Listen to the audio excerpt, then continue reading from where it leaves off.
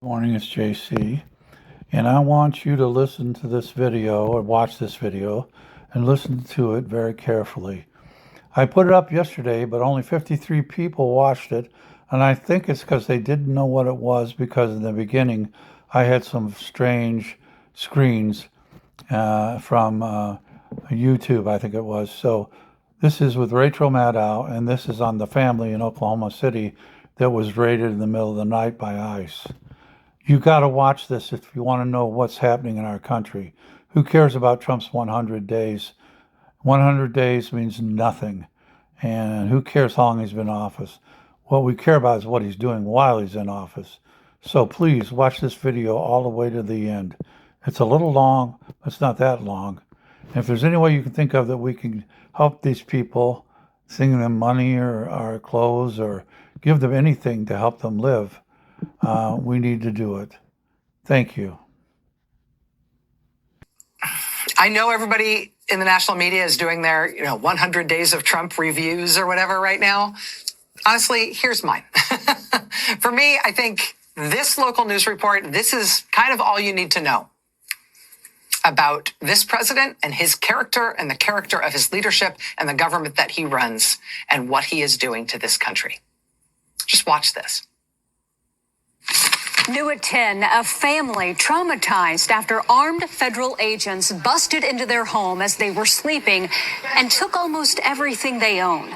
Problem is, they were not the people agents were supposed to be looking for. News 4's Spencer Humphrey is here with their frightening ordeal. Spencer, what's going on here? Yeah, well, get this. That family just moved here about 2 weeks ago from out of state, and this is how their life in Oklahoma got started. They say they told federal immigration agents they had the wrong people, but those agents kept treating them like criminals, even though they're all U.S. citizens.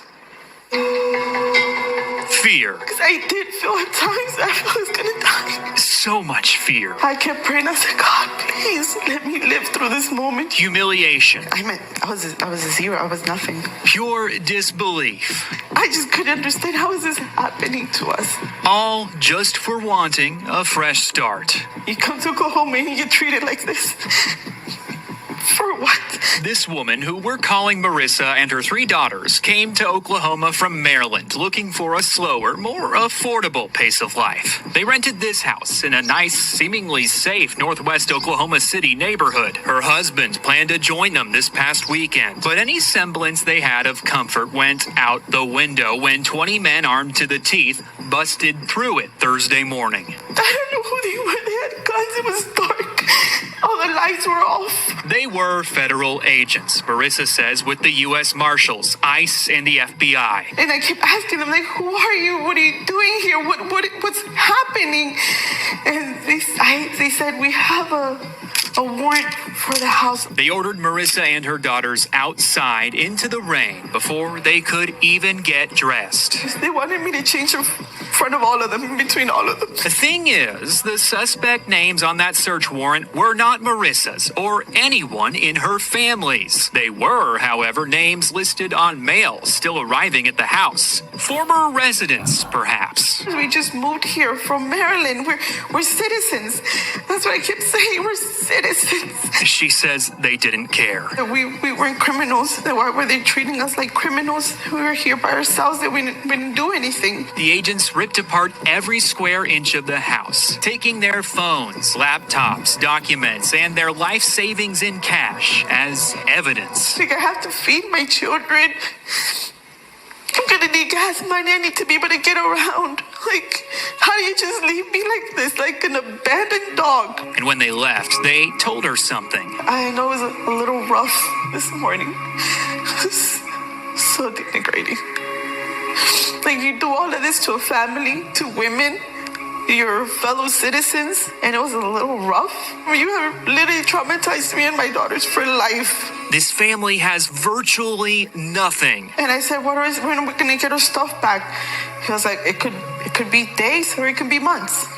Nothing but questions. What if I would have been armed? What if you're breaking in? What am I supposed to think? My initial thought is we were being robbed. My daughters, my female daughters being kidnapped. Nothing but likely lifelong trauma. They have guns pointed at our faces. Can you just reprogram yourself and see us as humans, as women, a little bit of mercy, and care a little bit about your fellow human mate, about your fellow citizen, like fellow resident. We bleed too. We bleed just like anybody else bleeds. We were scared. You could see in our faces that we were terrified. Marissa says the agents refused to leave any contact information or business cards. She believes the agents wore logos connected to ICE, the U.S. Marshal Service, and the FBI. Today, the U.S. Marshal Service says their team was not involved. We also reached out to the FBI asking about that agency's level of involvement. Last week, they told us they assisted in this case. Late this afternoon, they told us they were not on the scene. They told us to contact Homeland Security, so we did. A spokesperson told us they would look into it and get back with us. So far, we've heard nothing. As for the family's phones, electronics, and cash, they have no idea which agency has their belongings or how to get them back. Local reporting from KFOR, the NBC affiliate in Oklahoma City. I have to tell you a couple